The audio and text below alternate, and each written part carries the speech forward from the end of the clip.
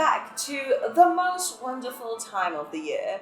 It is episode 2 of our 2024 Style Study Month, and today we are actually in December.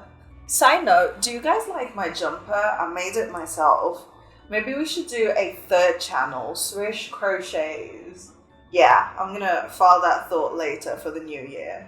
Today's video has been requested 3 separate times, and I'm so glad it has, because this is an artist that I have followed and loved for a very long time. Today we're looking at the adorable, very visually aesthetically pleasing art of digital artist and VTuber Marzia Palomba, better known by her online name, HEYMARYJEAN. Thank you so much to Advika's Art 9002, Daysim MD in 1997, and Twilight.Princess for requesting this video. I know it's been ages since you guys commented, but I hope you enjoy it and that it's everything you've been looking for. If this is your very first style study, hi, welcome! My name is Srish and I'm so glad you're here, because today we're going to level up your art by like 1,000,000%. Style Study is a regular series we do here on my channel where we take a look at some of our favorite contemporary artists, analyze their work, and see what we can learn from it. Keyword, learn. We're not here to plagiarize anyone's work or copy their style. We're simply here to learn some really cool art tips and tricks and see how we can apply them to finding our own unique art style. I usually structure my style studies in 3 parts. In part 1, we'll take a look at Marzia's work, analyze her style, and see what we can learn from it. Part 2 will be a study of one of her original paintings. The adorable reference I've chosen today is this one. And in part 3, we'll apply everything that we learned today to an original painting of our own. If you enjoyed this video and learned something today, please remember to give it a big thumbs up and subscribe to my channel for way more style studies coming your way. Comment below your biggest takeaway from this study and come say hello on social media. All my links are in the description. Alrighty. For episode 2, I know you're excited. Whenever you're ready, grab a snack, sit back, and let's dive into another style study featuring HEYMARYJEAN.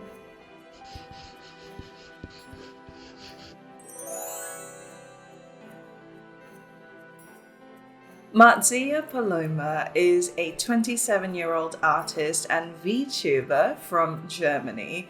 She'd actually taken a couple of years out from art and sharing stuff on social media, but has recently returned, and her work is better than ever.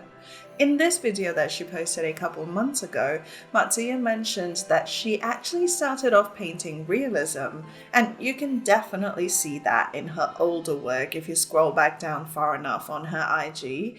But over time, her style has evolved to a much more cutesy, vibrant semi-realism. She also mentioned how although she usually paints digitally, she does occasionally like to whip out the pencils. And of course, the fact that she crochets, which I only discovered after I filmed the intro wearing a jumper that I crocheted myself. I think this means the universe wants us to be besties, so Marzia, if you're watching this, hit a sister up, hey? Her gorgeous art has garnered her over 325,000 followers on Instagram and over 9.6 thousand subscribers here on YouTube.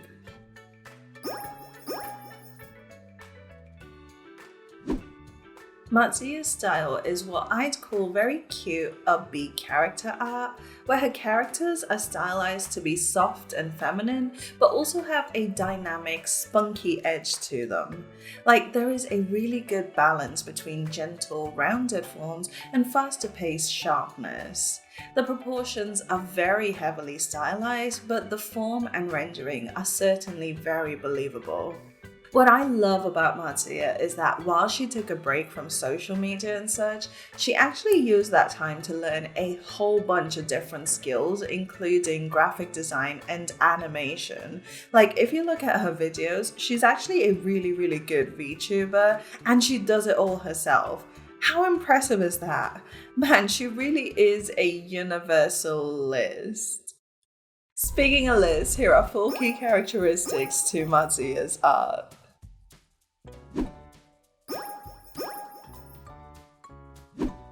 The very first thing that attracts you to Marzia's art is obviously the very vibrant colors. But contrary to what we might think, there is a lot of nuance and skill that goes into painting a colorful painting without it looking overwhelming and straight up acid trippy. Let's start with a look at the lighting, because it actually caught me off guard. Because everything is so loud and colorful, it was actually quite surprising to realize that for the most part, Marzia actually paints very uniform, diffused lighting, the kind you'd see in beauty portraits. The faces are always evenly lit and there aren't any dramatic shadows. That's not to say, however, that there aren't any shadow tones, because actually there is a very high value contrast in all of these paintings. So if we look at this painting, there are some very bright tones in the face, the specular highlights, the crown, and even the background. But there are also some very dark tones in the hair, eyes, and the outfit. However, the overall lighting is still very bright and uniform. The values are high contrast, but not super dramatic. Why? There's two reasons. The first is the soft transitions. You can see this best in the skin, but wherever the values go from light to dark, there is pretty much always a lot of midtones and very smooth blending that take us there. The other reason is that the high value contrasts usually lie between elements, not within them. So here, for instance, the skin is significantly darker than the hair, and the hair is significantly brighter than the chocolate drip. Very high contrast values next to each other. However, this contrast isn't due to dramatic lighting, it is due to the innate value of each element. As a comparison, here is a portrait study that I painted a couple of weeks ago that you guys are familiar with. Notice how the values change within the skin and within the hair. This is due to the lighting being dramatic, not just the innate values of the skin and hair. See the difference?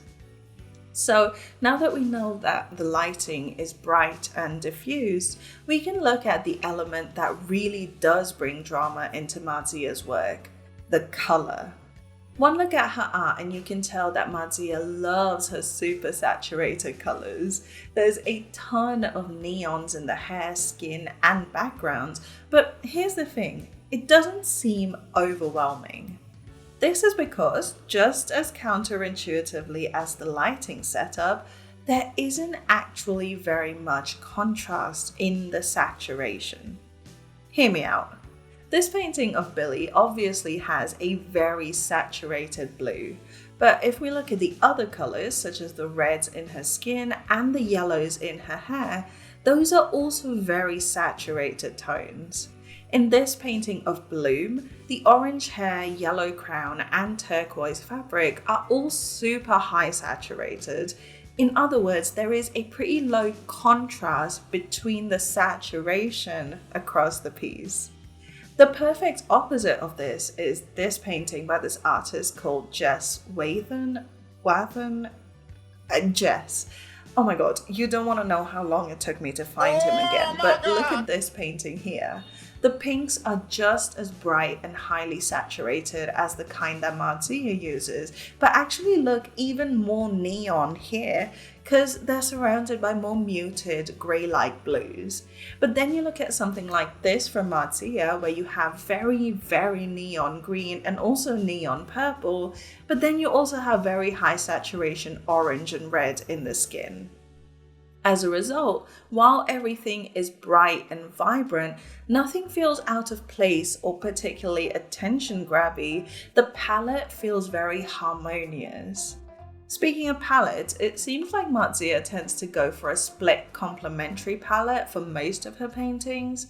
So here, for instance, instead of an orange and blue palette, you have orange contrasted by teal and purple.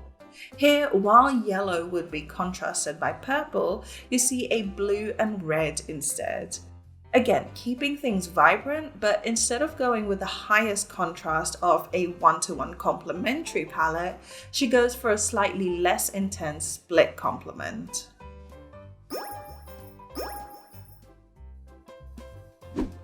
Let's now talk about the edges, because do you see how it feels like the forms of these characters' faces feel almost molded? Like you could reach through and wrap your hand around the roundness in the apples of the cheek or around the bumped ends of the hair. This has a lot to do with the edges in Marzia's work. You'll see that there is a very specific interplay of hard and soft edges that not only aid the composition but also the rhythm in her paintings. Let's look at this Cupid painting, for instance. You'll see a lot of very soft blending in the skin, both in her face and on her body, but then you have some hard edges where the plane shifts dramatically, like at her nose, the inner corners above her eyelids, and at her collarbones. It is similar with her hair, where even though there is a lot of dark lines that separate it out into sections, you'll see that these lines are often blurry, like they've been drawn with an airbrush. In fact, the sharpest part of her is actually her eyes and lashes. That is the only area where you have both hard edges and high value contrast. So visually speaking, that is the area of high visual noise, and it really draws your eye in despite all the details around her. Which leads us to the rhythm in Marzia's art, because it is actually the sharpness of detail that determines the speed at which your eye moves across the painting. We're hardwired to be immediately drawn to sharp objects to assess whether they're a threat, so it makes sense that when you first look at Marzia's paintings, your eyes are immediately drawn to the eyes since they are the sharpest detail, and then potentially the nose and mouth as they are less sharp. But then you're surrounded by all this really softly blended skin. It's not just one color because our eyes skim past flat areas super quickly. No, Marzia really sculpts the apples of the cheek, the nose bulb, the neck and chest, such that your eyes glide along them in a gentle, buoyant motion. Then you're drawn to the hair, which is made of these long, languid waves that have just enough detail to keep you engaged, but it still maintains that slow movement, which you follow all the way back up, and it leads you right back to the eyes. Sometimes you'll see little details like stars and sparkles in the skin and hair, which break up the larger, softer areas just enough to direct your eyes around, but not so much that you stay on them for too long. It is the ebb and flow of edges that set the pace for the composition, and I think it is just so beautiful.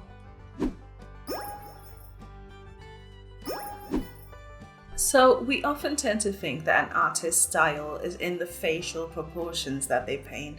And while I personally think that there is way more to style than this, the facial proportions do indeed make a pretty big difference to the piece. As is popular with a lot of modern character art, Marzia paints characters who have a very cute, pretty appearance. So you have the large eyes, small nose and pouty lips, a narrow jaw and chin, and smooth, flawless skin with little to no texture. The bodies tend to be slender and rounded, though not always super skinny, which I appreciate, and the hair is usually long and flowy and has a noticeable wave to it, if not a full-on curl. The hair in general also just tends to be very big and is usually a very important element in her character design, carrying a lot of visual weight. And the flowy, wavy nature of it creates almost a sense of romance. But here's where it gets interesting. With how I described the proportions just now, you'd probably expect a very soft, very feminine design. But like I said earlier in the video, Marzia's characters tend to have a little bit of a spunky edge to them. With the eyes, for instance, they are large, yes, but not round. They're actually quite wide with pointy inner and outer corners, winged eyeliner, and fluttery lashes that all end in sharp points. The corners of the mouth are very sharp as well, and the Cupid's bow is often very pronounced. No matter how long or thick the hair is, the locks tend to always end in a sharp point. You'll also see a very hard edge at the jaw, as well as a sharp occlusion shadow anywhere the hair overlaps the skin. These might seem like little details, but because sharper elements innately carry so much visual weight, these little details actually create a pretty big impact and go a long way to create a more dynamic, edgy character that still looks cute and vibrant.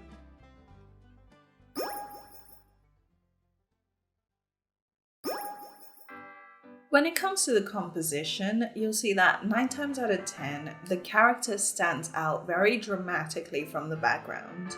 There's a couple ways how she creates this effect. First, of course, there's the fact that a lot of Marzia's backgrounds tend to be flat and often a very different value to the outermost edges of the character. So if the character has dark outer edges, the background is light, and if the character has light edges, which is very rare, the background is dark. Then, of course, you have the very strong, very visible outline around the silhouette. It is usually a dark outline, though again, if the background is dark, she'll do a lighter line like you see here. So obviously this is like a physical line of separation between the character and the background. Then, of course, there's the fact that the character is often in the center of the piece and is the largest compositional element in the painting. Plus, most of the elements in the scene serve to drive focus to the character either as leading lines and frames or as a conceptual frame. So with this painting of Ariana Grande, you'll see that she takes up the vast majority of the scene, and also every element of cloud around her acts as a leading line to drive focus back to her. With this character, the colourful butterflies on either side create a literal frame around her. But my fave is when she uses repetitive design elements as a tile for the background. So like with this character where the avocados in her hair are echoed in the background around her, or this one that has sprinkles in the background. It's not exactly as obvious a frame visually, but conceptually, it really pushes you to the character for an explanation as to why there are just floating cherries in the air behind this character. Pretty cool and also very clever. So to sum up part 1 of this video, here are 4 key characteristics to Marzia's art. Number 1, the lighting is fairly bright and diffuse, meaning there is a rather low contrast between the values. And while the colors are super saturated, there isn't very much contrast in the saturation of the overall palette. 2, the interplay of hard and soft edges is used to not only define a focal point in the piece, but also to create a rhythm across the composition. 3, Marzia uses very stylized proportions, so large eyes, a small nose, and pouty lips, but the characters all appear to have an edge to them, which makes them appear dynamic and interesting. And number 4, the character is very noticeably separated from the background via the value contrast and a thick outline, but the framing elements of the background also serve to drive focus back to the character.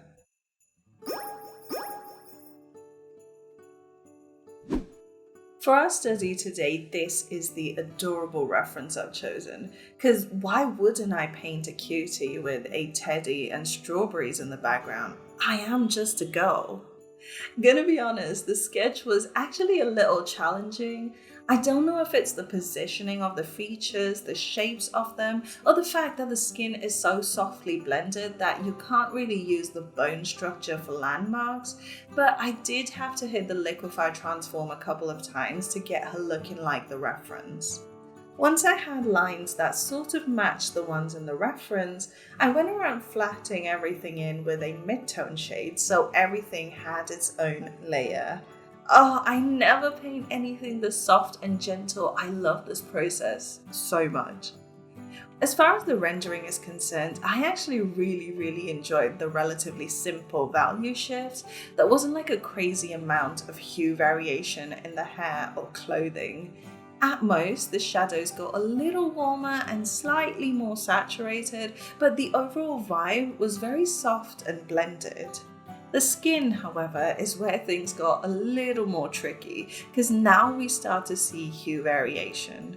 But it is all blended super softly, so it was actually really hard to figure out where one color ended and another began. At this stage, I decided that instead of going around refining and recoloring the existing lines, I'd rather just get rid of them and redo the whole thing using the right colors to begin with. It actually took me a while to find a brush that would put down a solid color, but also have like a slightly noisy, slightly softer edge. I'm not sure what brush pack this is from. I think it's the Fizzy Flower one. It just says Pencil 1 Sketch My Paint. But it seemed to work perfectly for this, so I'm glad I found it. I just went around the character and the teddy, putting down as many lines as I could see in the reference. I then zoomed in and started putting in all the little details. Here's something interesting. I think that when Marzia paints her specular glittery particles in, she hits them with a lot of the sharpen filter because it seems like they have a dark artifact around the glitter that only comes from sharpening things a lot. Either that or the compression messed things up when she was uploading to Instagram because that's where I found all these photos. Anyway, I tried to recreate the effect just in case it was intentional and then went about texturing the bear. Funnily enough, the brush that worked best was a wood texture brush, like the kind you would use to create texture on a tree. I don't know, man, art is weird. Finally, it was strawberry time, and if you think I'm gonna sit here and paint all those strawberries by hand, you don't even know me. How could you not know me? I thought we were friends. No, but all I did was paint one whole strawberry, copied and rotated or flipped it to populate the background. Then I duplicated that one strawberry for the silhouette and painted one half strawberry into that. And then I copied, rotated and flipped that one to populate the rest of the background. And finally, after a bit of adjustment and final fixes, here is our study. I literally can't even put into words how happy this painting made me. She is so cute.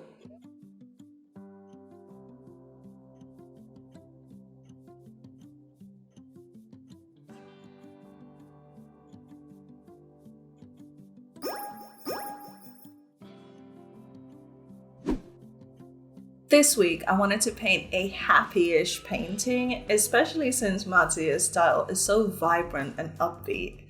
Nothing too extra, I just went for a pretty basic character because I wanted to focus more on the actual rendering. Those rounded apples of the cheek are something I covet, and I wanted to use this piece to practice it.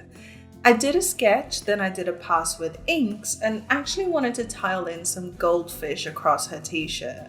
I knew right off the bat that I wanted her hair to be a teal, which to me is a blue tone. So based off a split complementary palette, that would mean we want to go more red and yellow as opposed to just orange. So yeah, I ended up making the fish look more yellow later on. Again, the rendering in the skin was tricky because I did have to use a lot more airbrush than I was comfortable using, but that's just a me problem. At some spots, I just used a hard edge brush and did a lot of blending, but you know, all's well that ends well, right? Once it got to this stage, I dove into texture and color adjust mode because wow, was she looking basic.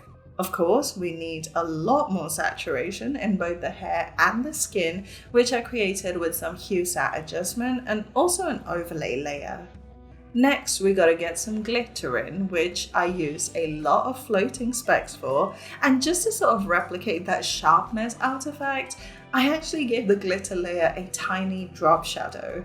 Gotta work smarter, not harder.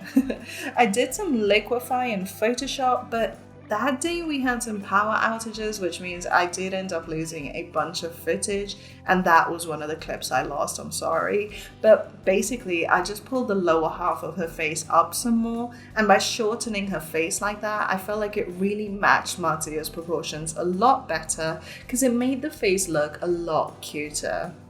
I kept the background pretty soft, just some yellow circles to make it look like bubbles, because fish, water, bubbles.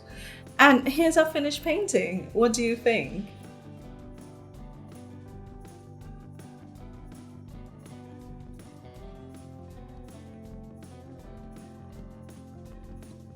And there we have it, Hey Mary Jean demystified. I kind of want teal hair now.